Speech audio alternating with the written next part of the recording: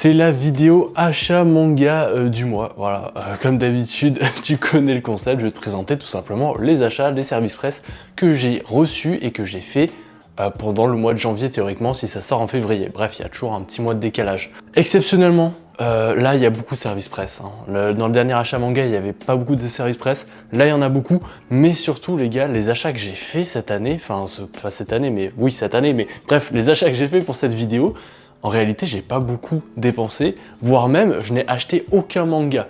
Parce que oui, en décembre, vous vous êtes régalés. Hein. Franchement, vous vous êtes régalés mes petits coquins parce que vous avez été nombreux et nombreuses à utiliser mon code LIRCA.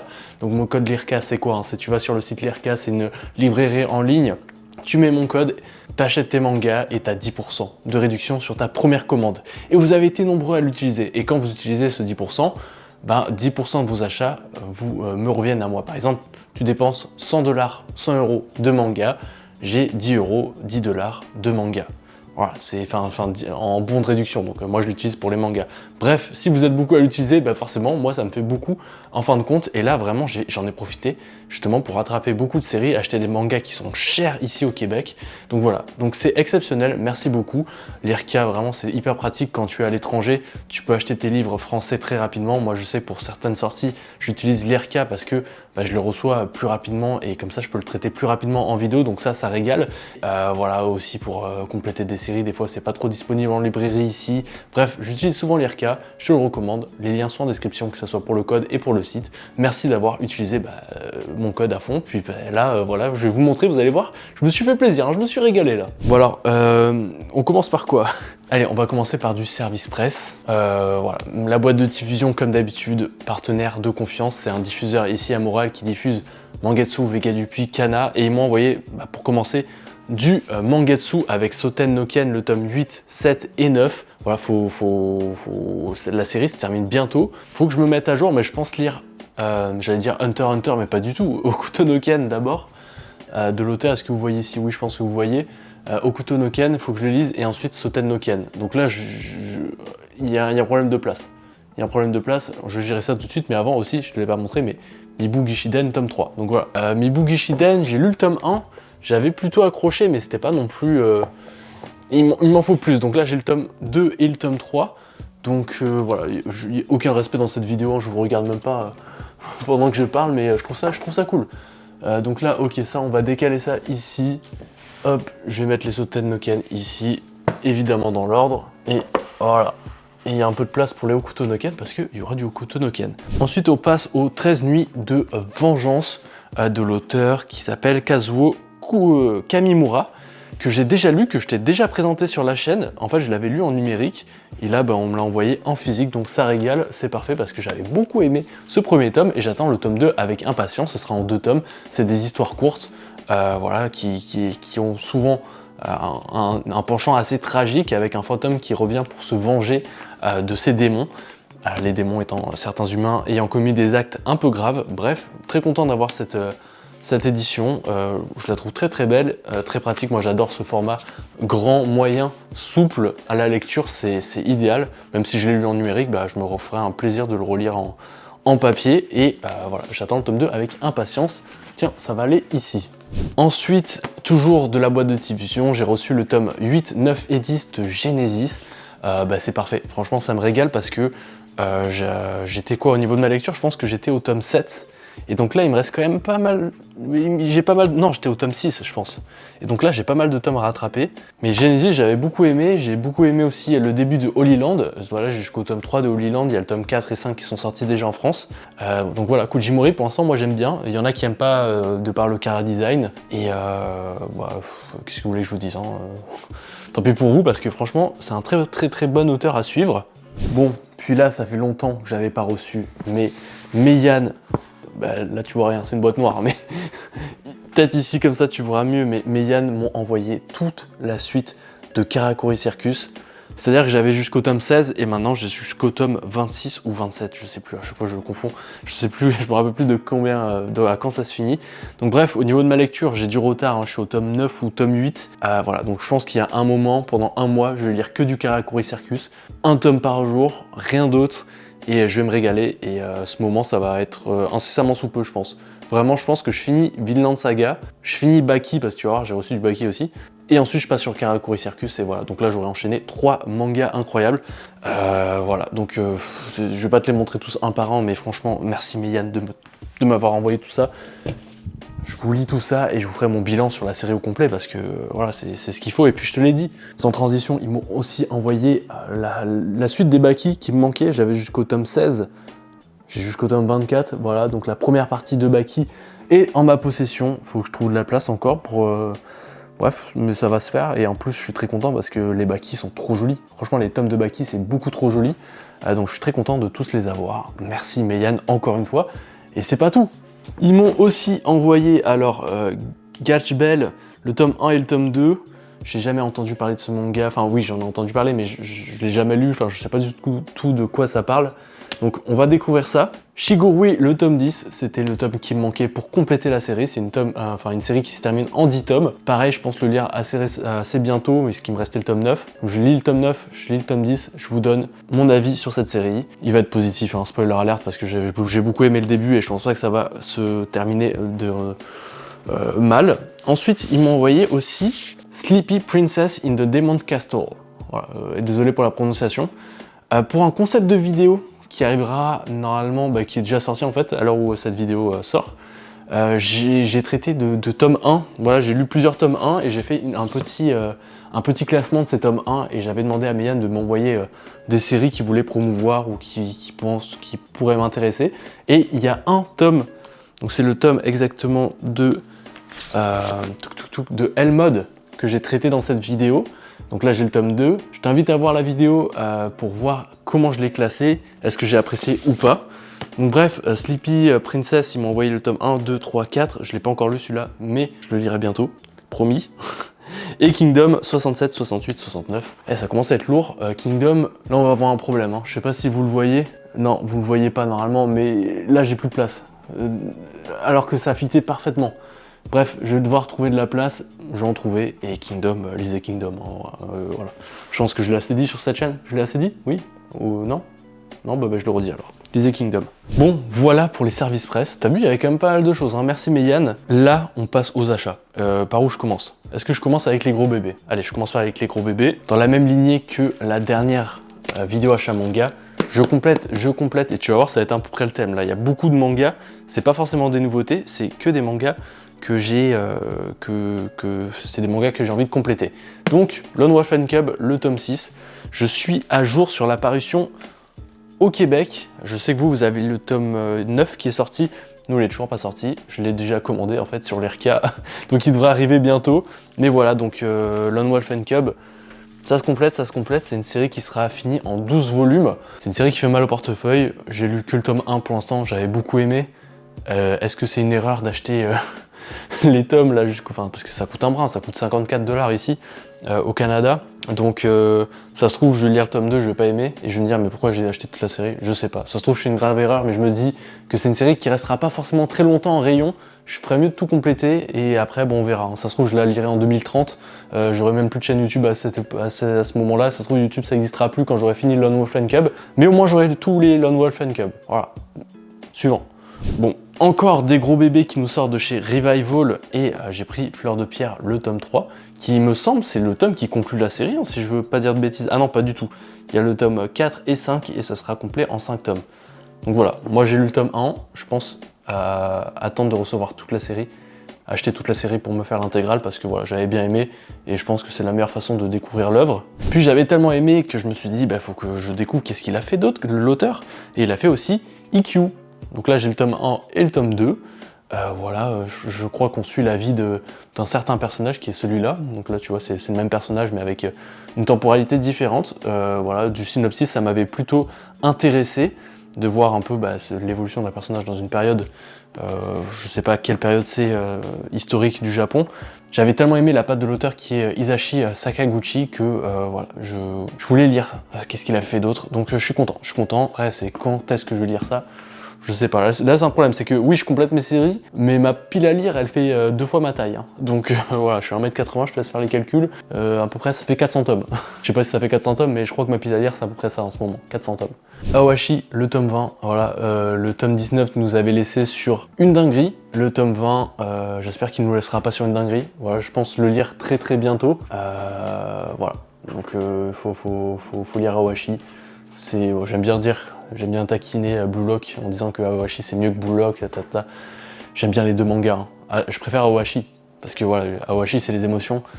Bref, le tome 20, j'ai rien d'autre à dire, sauf que le tome 19 m'a bien surpris. En fait, c'est ça qui est cool avec Awashi, c'est qu'à chaque fois, ça arrive à surprendre. Et ça, c'est cool. Pour un manga de sport, la révolution Garo pour la culture, ça va nous raconter, je crois, comment ça s'appelle ? La période du manga entre 1945 et 2002 et tout ce qui s'est passé entre cette période.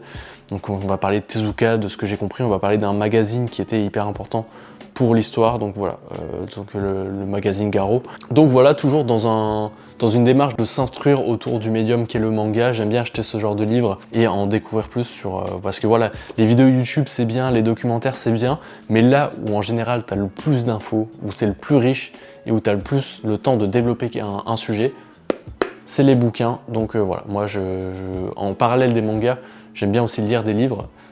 Et donc lire des livres sur les mangas, bah, ça régale. Donc voilà, je ne l'ai pas encore lu parce que je l'ai reçu très récemment. Voilà, c'est un beau bébé quand même, hein. C'est quoi, 200 pages, 230 pages, donc voilà. En un mois, ça peut se faire, moi, avec mon rythme de lecture, en sachant qu'il y a des images en plus, donc ça va. Donc ouais, je vous ferai une petite review cette année, je pense. Donc la Révolution Garo, ouais, j'ai bien hâte de m'y coller. Je suis en train de les compléter à fond en ce moment, mais Full Metal Alchemist, le tome 7, le tome 8, 9, 10 et 11. Il me manque le tome 12 et le tome 17, 18, et je crois que ça se finit au tome 19, donc bref. J'ai bientôt fini Full Metal Alchemist, je suis très content de ça. Une édition de malade, une édition qui aura pris du temps à sortir, mine de rien, je pense que c'est sorti en 3 ans. Je sais que quand j'ai commencé ma chaîne YouTube, ça avait pas forcément été annoncé, mais c'est sorti pas longtemps après, donc comme ma chaîne YouTube a à peu près 3 ans et demi, voilà, c'est une édition qui a pris 3 ans à sortir. Donc voilà, ceux qui redécouvrent ou qui découvrent Full Metal Alchemist avec cette édition, bah, on a de la chance parce que franchement, c'est très qualitatif. Un poteau a vu que d'occasion, il y avait le tome 5, 6, 7, 8, 9 de Réal. Il m'a envoyé un message, je lui ai dit, mec, prends-les-moi direct. Donc merci Sébastien, si tu passes par là. Merci de me les avoir pris, parce que voilà, des tomes d'occasion de Réal, c'est assez rare. Donc ils étaient à 9 $, ce qui est un très bon prix hein, ici au Canada. Merde, là on a un problème de place, là ça va pas passer. Bon bref, faut que je refasse un petit maniement, un remaniement on va dire ici. Pour l'instant je vais le mettre là, tiens, ouais. Hop, comme ça. Mais voilà, j'avais lu jusqu'au tome 4 du coup, et là 5, 6, 7, 8, 9, et il me restera à peu près, je crois encore 5 tomes à acheter, donc voilà, je suis très content, Real, très bien. J'attends avec impatience la réédition de Slam Dunk. Là vous l'avez beaucoup entre vos mains, mais ici elle est toujours pas arrivée. En plus je pense que je vais la recevoir en service presse de chez la boîte de diffusion, donc ça je suis content. Et comme ça je vais me refaire une relecture de Slam Dunk, oh quel bonheur, quel bonheur.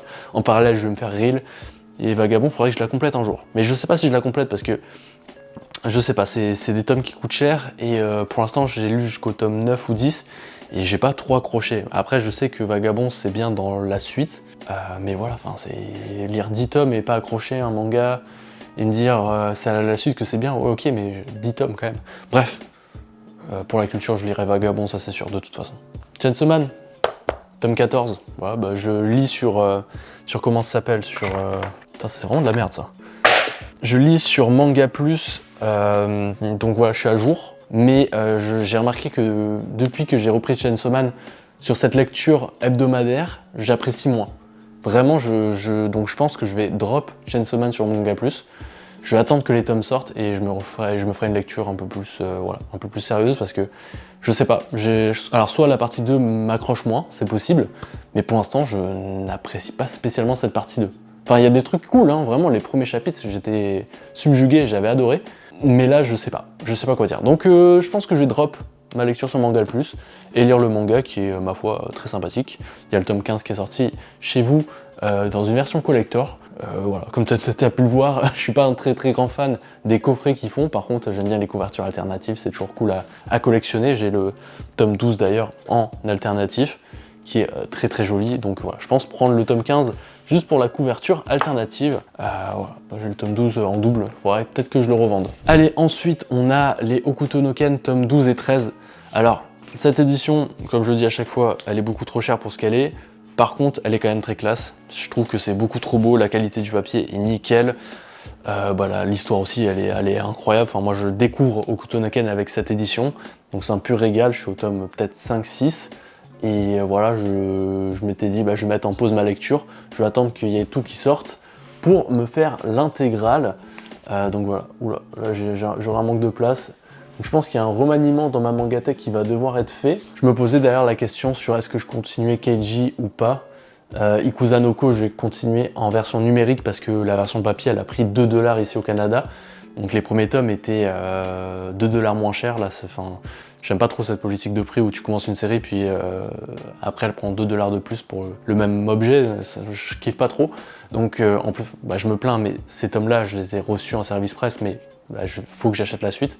Là j'ai pas à me plaindre sur ça, mais juste j'aime pas cette façon de faire, de commencer à proposer une série puis augmenter le prix. Alors des fois c'est peut-être le prix à payer pour que la série survive et qu'on s'y retrouve, mais enfin, point de vue consommateur, je peux pas supporter ça. Après je dis ça, mais je paye des Hokuto no Ken hors de prix. Enfin bref, je pense que le prix des mangas, faut faire des choix. En fait c'est ça, c'est que maintenant on peut plus tout acheter, il faut faire des choix. Je préfère prioriser Hokuto no Ken à Ikuza no Ko en papier, parce que Ikuza no Ko, j'ai adoré ce manga, mais je pense le continuer en numérique, ce sera plus simple pour moi et ça me fera moins mal au portefeuille. Keiji, c'est peut-être des 4 mangas là que j'ai de Tetsuo Hara. Keiji, c'est peut-être celui que j'ai le moins accroché pour l'instant. Peut-être que je vais m'accrocher, je vais voir si vraiment ça me plaît ou pas. Enfin, je vais continuer à le lire et bref, en tout cas, tout ça pour dire, c'est que peut-être de ces 4 tomes, de ces 4 séries, c'est peut-être Keiji que je vais drop et que je vais revendre. Bref, on enchaîne direct parce que là, on n'a pas le temps, The Fable, le tome 13 et le tome 15. Tu dis, mais attends, mais il est où le 14 ? Le 14, je l'avais déjà acheté, je l'avais trouvé ici en magasin. Donc j'ai lu le tome 14. Voilà, The Fable, c'est un des mangas qui me déçoit jamais. Ça me déçoit jamais. Un tome de The Fable, en principe, je kiffe beaucoup. Tout comme Jumbo Max. Jumbo Max, j'ai lu les 2 premiers tomes de Tsutomu Takahashi et j'avais plutôt apprécié. Franchement, Jumbo Max, c'était très très bien. Et apparemment, ce tome 3 est rempli de surprises. Donc, on va voir. Ah, qu'est-ce que j'aime pas quand mon manga est mal plié. Là, je vois le logo est... Bref, j'aime pas. Il y a beaucoup de mangas, c'est comme ça, où c'est mal plié, je sais pas comment ils s'y débrouillent. Ça m'énerve, ça m'énerve. Je suis pas très tatillon en principe, mais les petits décalages comme ça, j'aime pas. Vinland Saga, le tome 27, le dernier tome sorti à ce jour, qui était sorti en version collector. Mais pour être honnête, le calendrier, tout ça, et je voyais pas quoi en faire. Et en plus, la cover alternative, je la trouvais pas spécialement si incroyable que ça. Donc je me suis dit, vas-y, on va sauver un peu d'argent. On va prendre le tome classique, parce que c'est pas parce que t'aimes... Franchement, tu vois, par exemple, j'aime beaucoup plus Vinland Saga que Chainsaw Man. Mais c'est pas parce que j'adore Vinland Saga que, parce qu'il y a un collector, je vais l'acheter. Il faut vraiment que le collector il y a un truc en plus, soit stylé. Tu vois, Chainsaw Man, les couvertures alternatives, j'ai beau critiquer le collector en soi, au complet de Chainsaw Man. Enfin, le coffret, tout ça, les goodies, je m'en fous un peu, mais la cover, elle est cool. Là, pour Vinland Saga, je trouvais pas que la cover était plus belle que la cover du tome 27. Donc j'ai préféré ne pas l'acheter. Ensuite, pour terminer, le tome 2 de L'Habitant de l'Infini, une série que j'avais beaucoup appréciée avec son tome 1. Hop, on complète, c'est des très beaux tomes. Ça va coûter cher par contre à compléter la série au total, mais bon, voilà, faut faire des choix, peut-être que je revendrai des séries. De toute façon, je vais faire un petit ménage bientôt, là, il y a plein de séries que je dois vendre et tout. Donc voilà. Butterfly Beast 2, le tome 5, qui était le dernier tome qui me manquait. Pour compléter la série, parce que j'avais tout, sauf le tome 5. Tout comme Poison Quotidien, j'avais toute la série, j'avais les 6 tomes, enfin non, j'avais 5 tomes, et il me manquait juste le tome 4 qui complète la série. J'avais beaucoup aimé le premier tome, je me ferai l'intégrale bientôt, les histoires courtes en 6 tomes, c'est en général ça se lit plutôt bien. Et ce qui se lit encore mieux, c'est Les Liens du Sang. Les Liens du Sang, le tome 14 qui va se dévorer en 20 minutes je pense, et que j'apprécie énormément. Franchement, moi je suis team Les Liens du Sang. Je suis vraiment un supporter du manga parce que j'apprécie beaucoup, que ce soit au niveau de l'écriture, au niveau des dessins, au niveau de la psychologie de l'horreur, j'aime beaucoup, donc voilà. Je crois qu'on a fini, ouais, j'ai parlé de tout. Ouais, j'ai parlé de tout. Bon voilà, finalement ça a pris moins de temps que ce que je pensais. Merci d'avoir regardé cette vidéo jusqu'à la fin, merci d'avoir utilisé mon code LIRCA. Là, de ce que tu as vu, j'ai dépensé, pour te donner une idée, hein, de tout ce que tu as vu, j'ai dépensé que 88 $. C'est rien du tout. Pour te donner une idée, 2 tomes de EQ, c'est 54 $. Donc voilà, j'ai même pas dépensé ça dans cette vidéo, c'est pour te dire. Donc merci d'avoir utilisé mon code, hein, vraiment c'est super sympathique. Puis vous, ça vous fait un petit truc aussi, c'est une petite réduction quand même de 10%. Et pour ceux qui sont au Canada ou ceux qui sont à l'extérieur de la France, vous pouvez acheter vos mangas en toute sécurité, tout ça. La livraison est souvent, enfin moi je suis étonné de l'emballage de tout, c'est papier bulle. Les mangas sont toujours en bonne qualité, j'ai rarement eu des mangas qui étaient cornés et tout ça, alors que des fois je vais en librairie, je vois 3 tomes d'un manga qui m'intéresse, les 3 tomes sont bousillés, donc voilà. Donc au niveau de ça, vous pouvez être sûr que c'est de la bonne qualité. Bref, merci d'avoir suivi cette vidéo jusqu'à la fin. Voilà, j'espère que ce format un peu talk, un peu je range les mangas, ça vous plaît. J'ai pas pu trop développer sur les mangas là parce que j'avais beaucoup de choses à dire et j'ai pas envie que la vidéo dure 1 heure et que ce soit un podcast. Donc voilà, merci d'avoir regardé la vidéo jusqu'à la fin en tout cas. On se retrouve la semaine prochaine comme d'habitude pour une nouvelle vidéo. C'était un viewer.